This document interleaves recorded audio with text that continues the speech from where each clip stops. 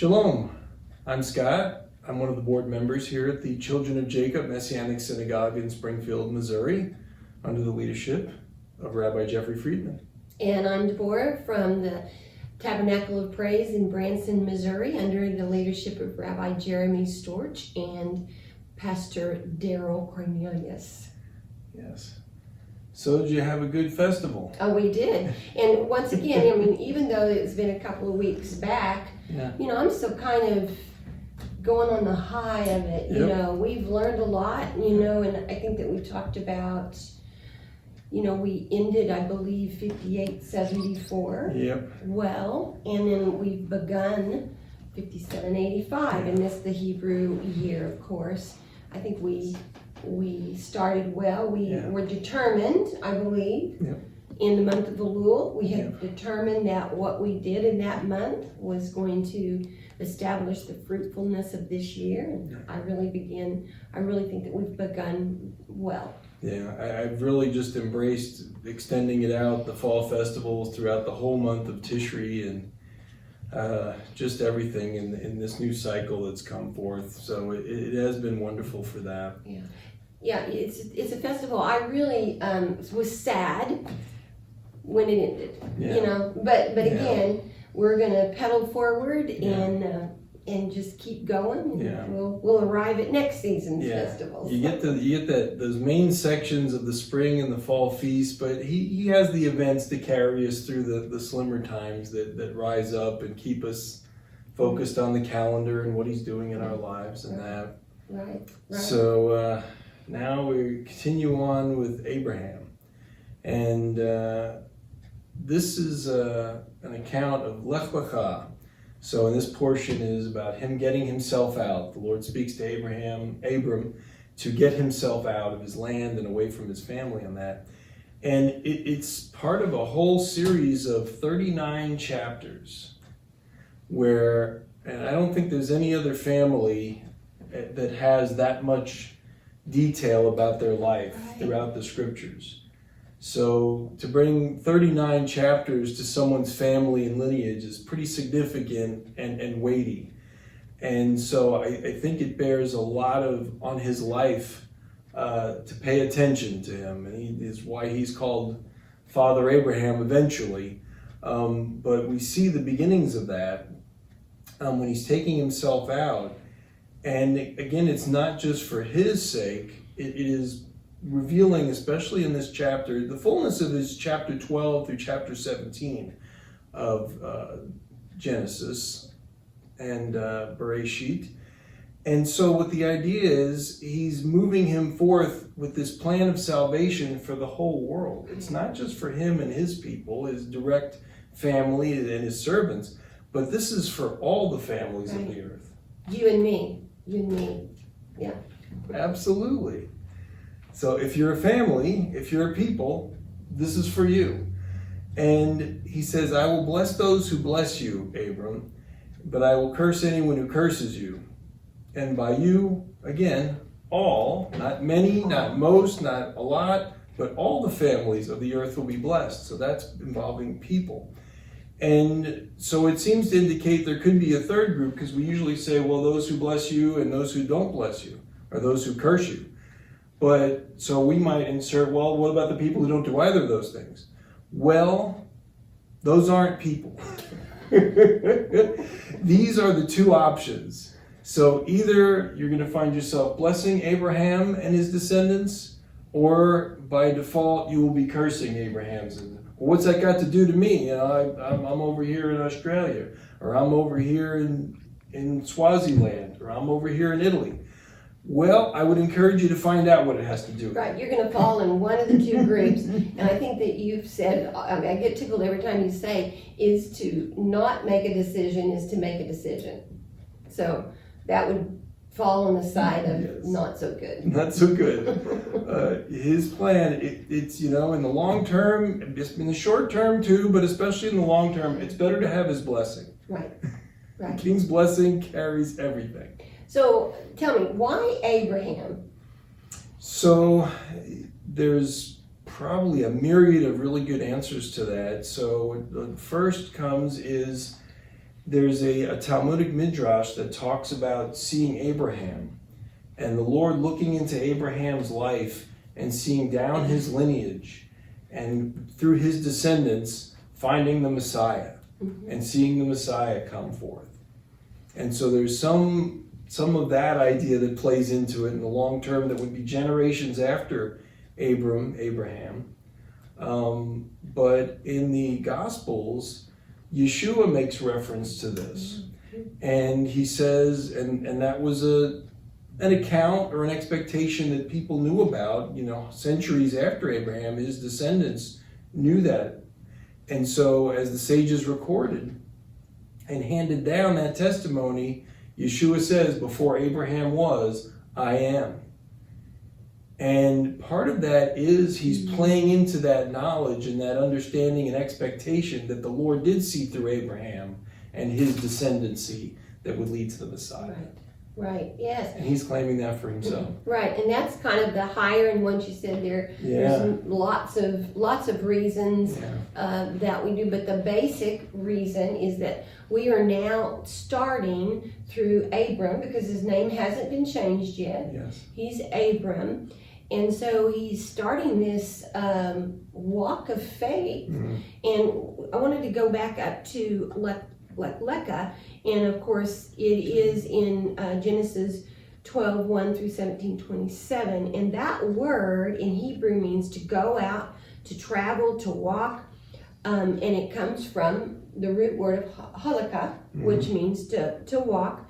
In it means also, it could be saying get yourself out, or go for yourself, or get yourself out. And Rashi comments on you shall go for yourself to mean you shall gain from the journey, go for yourself, and I will benefit you. And that's what Genesis 12:5, that's the benefit of not only what Abram and his descendants are going to get, but what, once again, you and I get. Yes. So on the basic level here,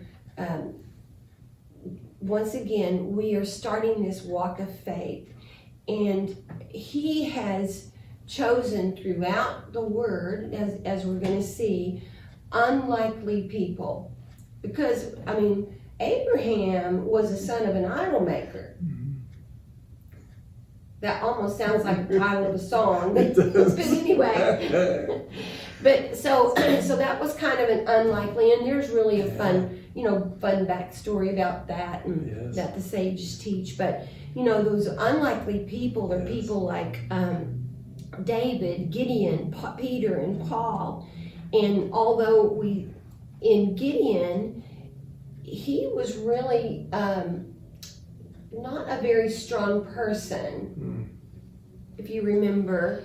And then, until the angel came and called him, oh, man of valor, so the Lord was speaking into him valor and strength. And, David was a shepherd boy, and he was able to mold David into be a king and a mighty warrior. And so these are the things that we have to remember, that each one of us have been called. And to be careful what we allow people to say about us. Be careful about what we say to ourselves. I recently read, anything that you put after I am is going to attach itself to you. And so just make for sure that you look at what God calls, what Hashem calls you to be. We're his beloved. We're his, we're his treasure. So once again, so let's look at that and just rise up to the occasion of what God is calling us to be. Yeah, and I think we're, there's obviously always exceptions, but as a generality, I think a lot of people are more likely to say horrible things about themselves that they would not say to other people. Right. stupid being one of them. Yeah. When you leave something somewhere or forget to pick something up Right. that should have been there. So, I mean, just kind of look at the thing that if you say, I am stupid, well, Right. stupid's going to attach Right. itself You need to to be us. And merciful. so, yeah, so let's be careful what we put after the words I. Yes, I think it's very important. You're right, to be cautious. That's such a good point. Right, so what's next in the tour portion? Once again, we are encouraging you to Yeah, get a tour portion schedule and yeah. follow along this All these journey, portions. Yeah, this journey with us, and put on your sandals yeah, and let's go with the patriarchs and the matriarchs. yeah. One last thing that I wanted to that makes me kind of stand in awe is that out of 50 chapters, is that right, of Genesis, you know, the first 2 chapters, and I think this touches on something that you said, because it's really about Abraham's family, but first 2 chapters is about the creation. And so after that, it follows Adam and then on down to Abram. But so we have 2 chapters out of 50 that talks about creation, and the rest of them talk about a creation of a nation. Yeah, very much so. And, you know, while we have some lineages in there, it really is focused on the lineage of Noah leading to Abraham, because those are the only lineages that survive, really. I mean, I guess his daughters-in-law carry something of some others, but for the most part, the only lineage that really mattered before the flood was Noah's, because that's the one that really thrives and survives the flood.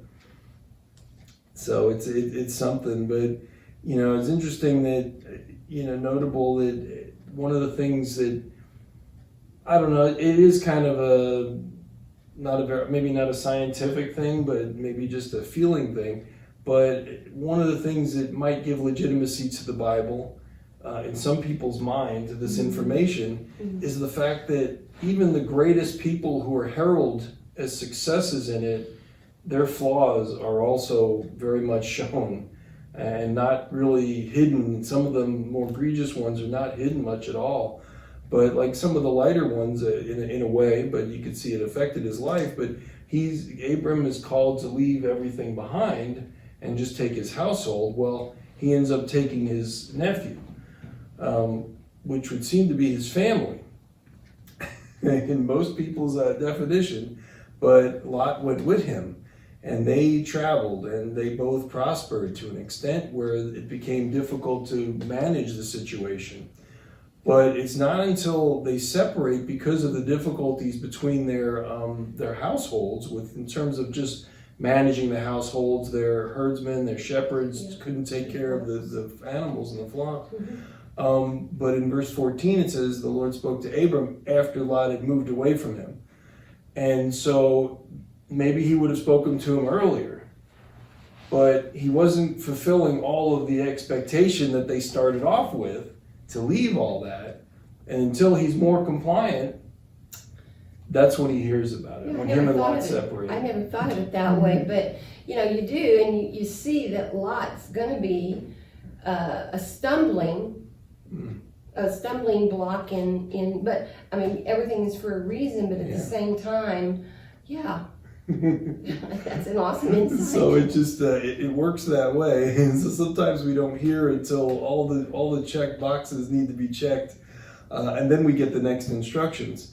Which are pretty amazing, because he tells them to look around to the north, the south, the east, and the west. And all the land that I give you and your descendants forever.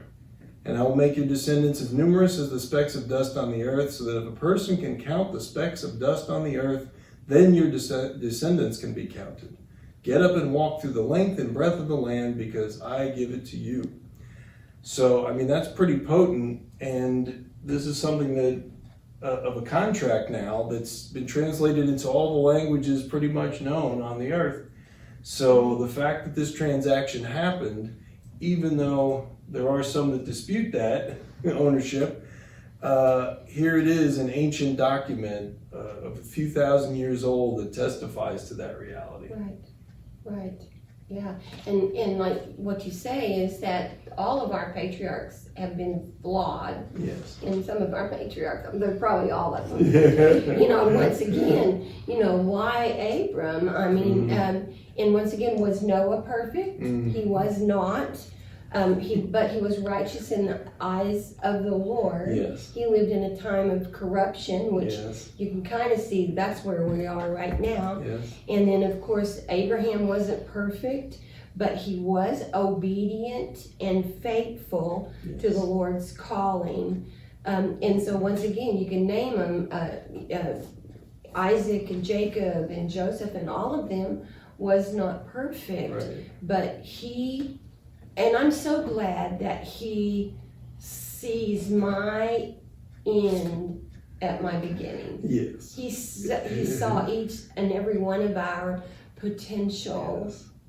and just for us to be obedient to that calling, and he'll bring forth the fruition of whatever our calling ends up being, you know, through the end of our life. Absolutely. Absolutely. I mean, and again, we hopefully will infer that, I mean, maybe we need to embrace our imperfection and say, well, he uses imperfect people, and I feel pretty imperfect, so, and I've demonstrated some imperfection or a lot, and he can use that. And hopefully that comes through, because, again, these ones who have left us a great and tremendous legacy, who have performed amazing exploits for the Lord. Right. They, again, their frailties and failures are there to be seen, and so we can see that we don't have to be perfect to have this relationship with God, the Creator, the King, and He can work with us and through us. Despite that, and so I hope enough of us find encouragement in that. Well, and I think that the theme of all of these patriarchs is testing and trials. Yeah. You know, Abraham is going to end up having 10 tests, and then of course we have Isaac or Yitzchak that is going to be tested. They all are testing, and so that's just part of this walk of faith. Is testing, and no matter what obstacle comes to us, that either God he's showing something in us that needs to be removed, or he's trying to raise us up to be of courage, and we're either going to go over the mountain, through the mountain, or around the mountain, but he's going to get us over that thing. Get us past it. Yeah. That's it. I mean, and that's especially when we're at the front or in the middle and find ourselves hemmed in. It would be good to remember that he's working and able and willing and wanting to get us to the other side of that mountain. Because he has something that he wants us to do. He doesn't just throw us to the mountain or the valley for no good reason or happenstance. It's intentional for the place that we're heading to. Right. And we will get there. We will get there. We will. So. And so we do follow much of Abraham's line. I would say it's good to read a lot of that, because again, those are events that are still impacting people's lives today globally. And it's, one thing that we have to remember, of course, because we are supporters of Israel, and because we're called to be supporters of Israel. We're supposed to pray for the peace of Jerusalem. Every day we're supposed to bless Israel. I mean, I think we would be shocked at how many things in our daily life that really came from Israel. The ideas, a lot of medical, a lot of medical things. Cell phones, so he's establishing a nation, once again, in the book of Genesis. This is the beginning. Genesis means beginning. And so it's pretty important that he uses 48 or 39 verses basically on Abraham and his descendants. That's a good chunk of scriptures that's establishing what those people are to him and what they mean, and that he's going to use them, and that they're going to be there in Revelation. So it's really, once again, about the Jewish people. And we're grafted in according to Romans 11. We need to understand that all of these scriptures, and I've said it before, from Genesis to Revelation, it's a Jewish document showing, culture, tradition, and history of his people. And it's important that the Old Testament, to what a lot of people say, has not been done away with. Even in Matthew, when Yeshua is talking about, he says, it's Matthew 5:17 and 18, he states, he did not come to abolish the Torah until heaven and earth pass away. Not the smallest letter, which is the Yud, or little pen stroke, shall pass from the Torah until all of it's been accomplished. So Yeshua, he has accomplished all of the prophecies about his first coming, but we have a lot of prophecies about his second coming. So once again, everything is still in play. Yes. I mean, and again, his scriptures are his scriptures. He didn't come to remove anything like that. He gave a perfect representation of how things work. Right. And the written work of the prophets and Moses and the writings, I mean, those testify of him. So to take pieces away of that, it's like removing his fingers and toes or ears or his elbow. I mean, all of those are all make up who the Messiah is. When we read these words, we're reading things about his life, and they're able to be, those dots can be connected when you look at the Gospels and the epistles back to his life, in his life there with the Torah and the events that many people lived out at various centuries, culminate in him living it out in just a short few decades on earth. The feeding of the 5,000 with the bread and the fish. I mean, these were things that happened before, and they were pieces of his life to come.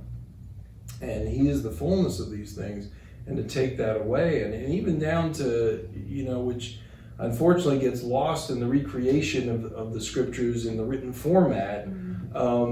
Some of those markings he's referring to are large letters and small letters, the unusual, like you'll have a normal word and suddenly there'll be a large letter.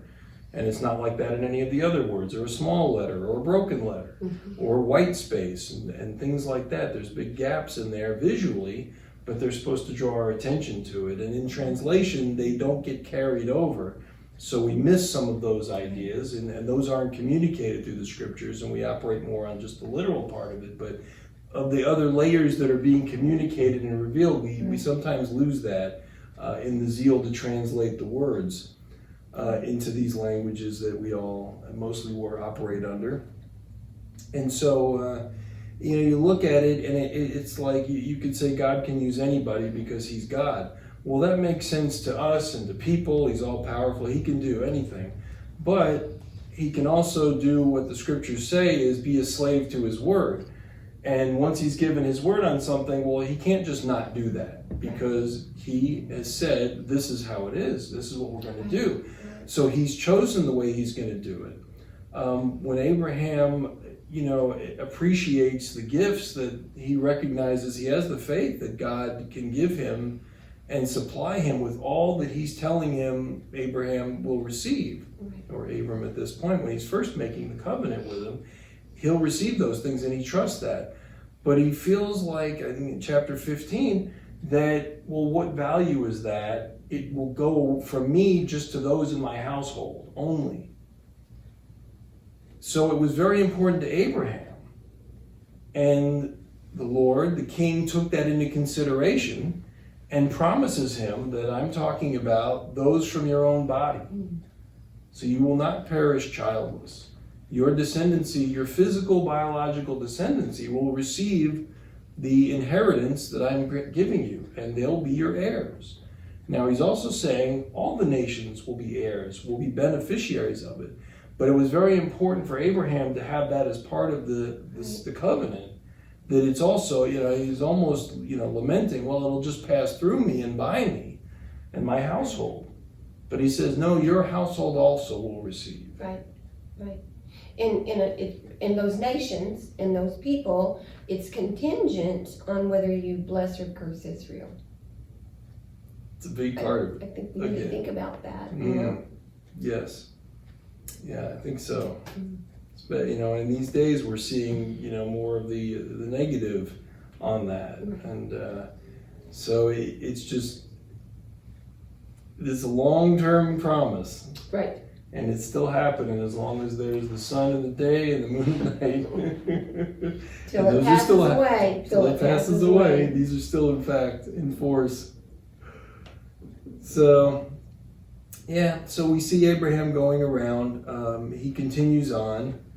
And again, a lot of this is setting the tone of the covenant between God and Abram that will be repeated, and then certainly is repeated to his next two, his son and grandson.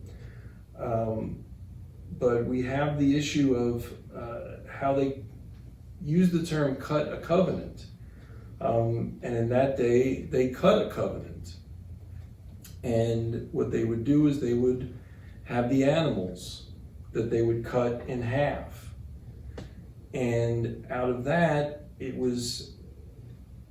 pieces were laid out in such a way that they would walk through the middle of them.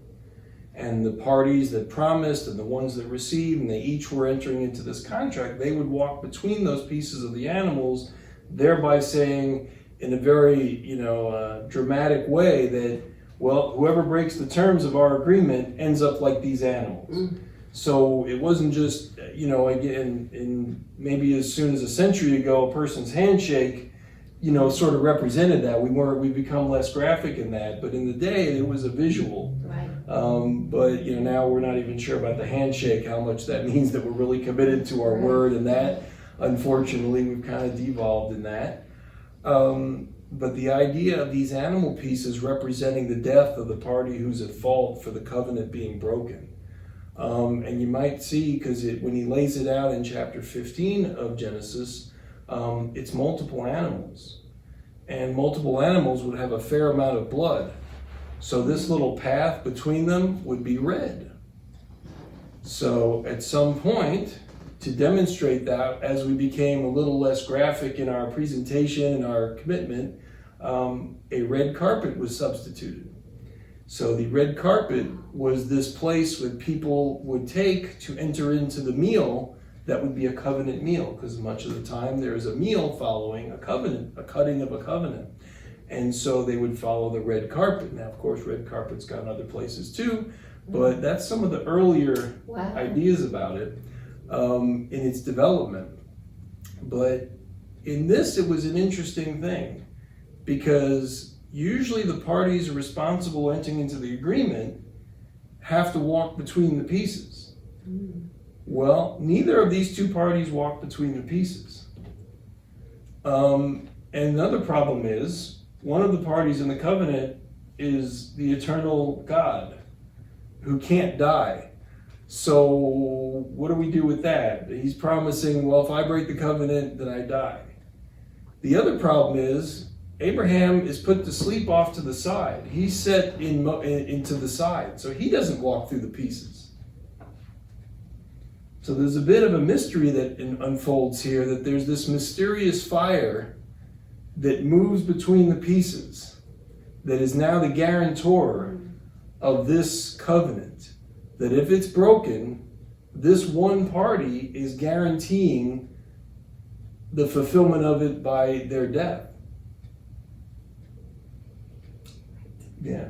So he's taken the full responsibility for us. So he's guaranteeing, he's taking the full responsibility if it's broken, and he's also the one with the promise to give the part that's due Abraham. Wow. So we see that very much as the Messiah, Yeshua, who gave his life at that point to satisfy and bring near the people who were under the terms of a broken covenant. And through his shedding, he would be the guarantor again to restore it and renew the covenant. Not a new covenant that's never existed before, but to renew a covenant that's been broken.